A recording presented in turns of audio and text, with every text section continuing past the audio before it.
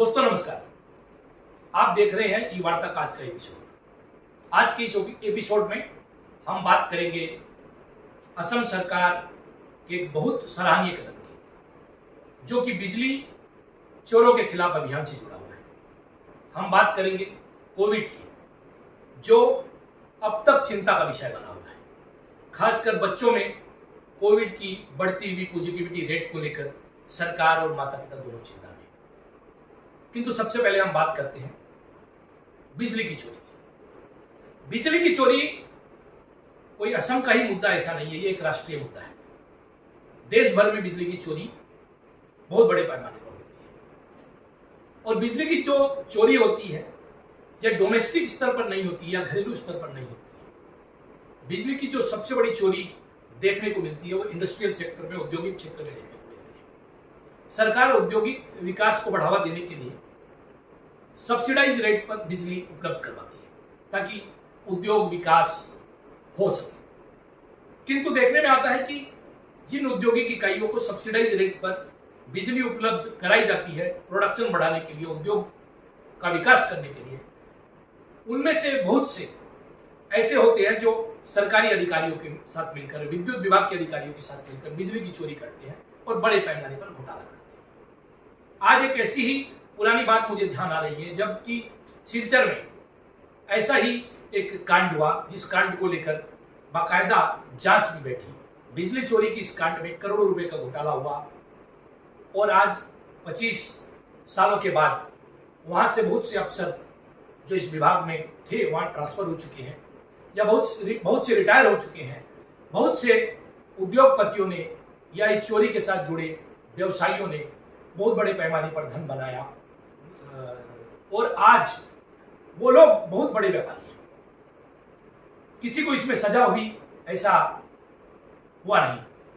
तो सरकार का यह कदम जो है एक बहुत सराहनीय कदम है, क्योंकि बिजली की चोरी रोकनी बहुत जरूरी है। अगर आप घर घर तक बिजली पहुंचाना चाहते हैं तो चोरों पर आपको क्रैकडाउन करना पड़ेगा, और असम सरकार अभी चोरों पर क्रैकडाउन कर रही है। जो रिपोर्ट फिलहाल हमारे सामने आई है, उस रिपोर्ट के मद्देनजर 1,11,000 लोगों के कनेक्शन सरकार ने काट दिए, उन लोगों के जिन्होंने बिजली का पेमेंट नहीं दिया। इनमें से 48,172 लोगों ने अपने कनेक्शन वापस चुकवाए।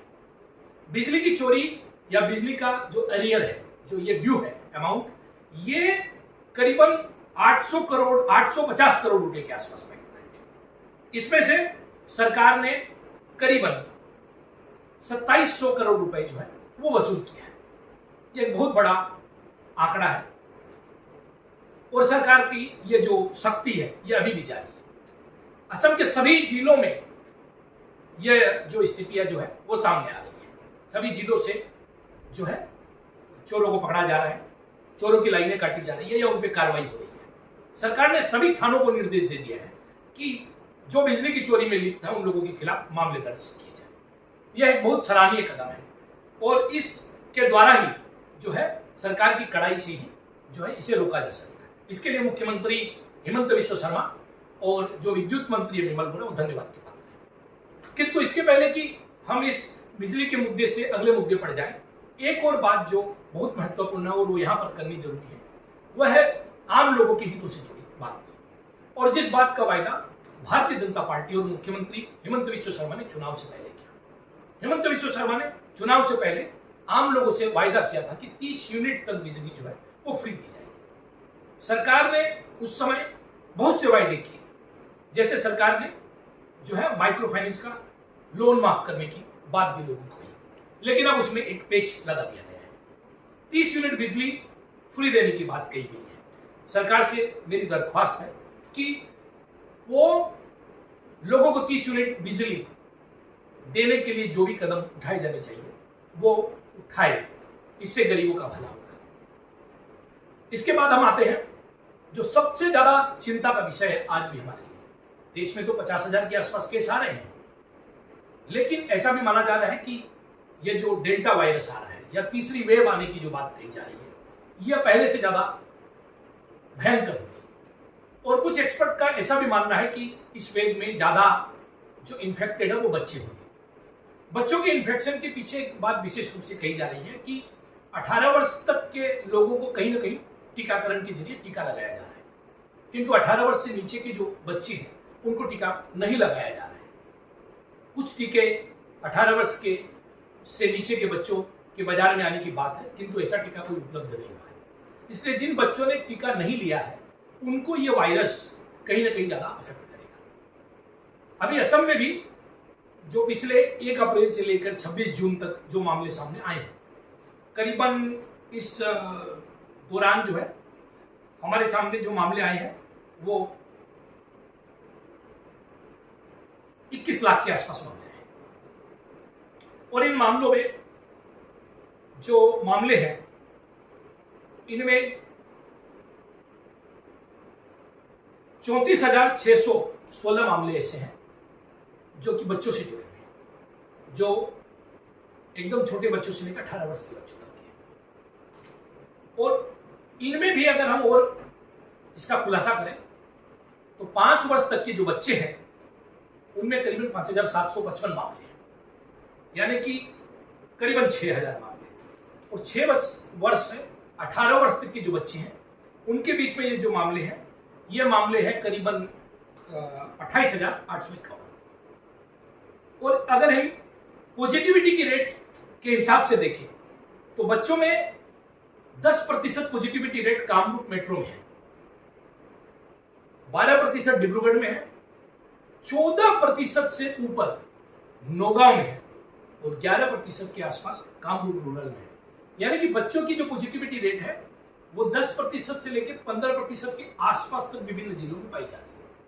यह एक बहुत बड़ी चिंता का विषय है कि आपके सामने 3 लाख केस आ रहे हैं और इन 3 लाख केसों में बच्चों के बीच में जो पॉजिटिविटी रेट है वो पॉजिटिविटी रेट बढ़ती भी नजर आ रही है।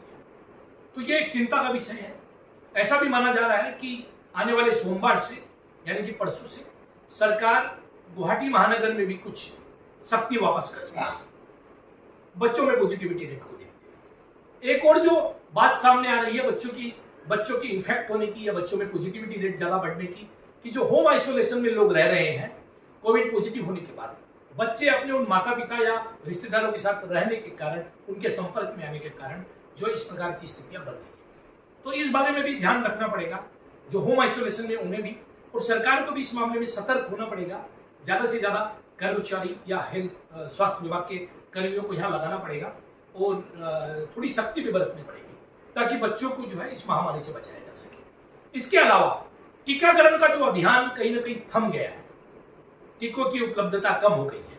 एक बार फिर से सरकार को टीकों का जो है वो गति बढ़ानी पड़ेगी, टीकों का उपलब्धता को जो है वो बढ़ाना पड़ेगा। अगर हम ऐसा नहीं कर पाते हैं तो ये स्थितियां गंभीर होने वाली है। तो ये सारी बातें हमें समझने की जरूरत है और हमारी खुद की एक ड्यूटी है, हम सब की नागरिक होने के नाते भी हमारा कर्तव्य है कि जो परिस्थितियां सामने हैं उसमें केवल सरकार पर दोषारोपण करके लाभ नहीं है।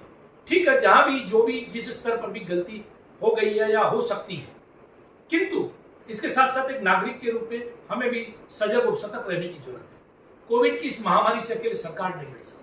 जब मैं बाजार में जाता हूं तो देखता हूं लोग मास्क नहीं पहनते, सामाजिक दूरी मेंटेन नहीं करते, अपने घरों में कितने हाथ धोते हैं, सैनिटाइजर का उपयोग करते हैं, यह एक बड़ा सवाल है। तो हम जब तक कोविड प्रोटोकॉल को नहीं मानेंगे, जब तक हम खुद को अनुशासित नहीं करेंगे, इस महामारी को हराना मुश्किल है। हमारी जनसंख्या पूरे देश की 140 करोड़ है, असम में हम 3.5 करोड़ लोग रहते हैं। ऐसे हालत में अगर हम चाहेंगे कि सरकार कोई मैजिक बैंड लेकर रातों रात सब काम कर दे तो यह भी मुश्किल है। तो बहुत जरूरी है कि हम सब मिलकर सरकार का सहयोग करें और अगर कोई कमी बेसी आ रही है तो सरकार को भी चाहिए कि वो केंद्र पर या स्वास्थ्य मंत्रालय, केंद्रीय स्वास्थ्य मंत्रालय पर दबाव डालकर ज्यादा से ज्यादा टीके यहाँ पर लेने की चेष्टा करें और कम से कम समय में जो है टीकाकरण को पूरा करें। तभी यह संभव होगा कि हम इस कोविड महामारी को रोक सकेंगे, इससे होने वाली मौतों को रोक सकेंगे, खासकर बच्चों में फैल रहे इन्फेक्शन को रोक सकेंगे। तो ये सब बातें जो है ये हमारे सीधे जीवन से जुड़ी है, हमारे बच्चों के जीवन से जुड़ी है। अगर हम इसके प्रति गंभीर नहीं होंगे तो हालात और मुश्किल होंगे और उन बिगड़े हुए हालातों में सरकार को कोसना कोई समस्या का समाधान नहीं है। बल्कि सरकार का सहयोगी बनना ही समस्या का समाधान है। तो भाइयों और बहनों, इसके पहले कि आज का यह वीडियो मैं समाप्त करूं, मैं आपसे एक बार पुनः निवेदन करना चाहूंगा कि आप मेरी वीडियो को देखिए, ज्यादा से ज्यादा लोगों को रिकमेंड करें, शेयर करें और खुद सब्सक्राइब करना न भूलें, क्योंकि आप अगर सब्सक्राइब करके मेरी ताकत बनते हैं तो मैं निष्पक्ष समाचार पूरी मजबूती के साथ आपके हित की बात, देश के हित की बात, राज्य की हित की बात, लोकतंत्र की हित की बात करता हूं और करता रहूंगा। तो जरूर आइए, ज्यादा से ज्यादा संख्या में देखिए, ज्यादा से ज्यादा संख्या में सब्सक्राइब कीजिए और वीडियो को लाइक और सब्सक्राइब करना। धन्यवाद।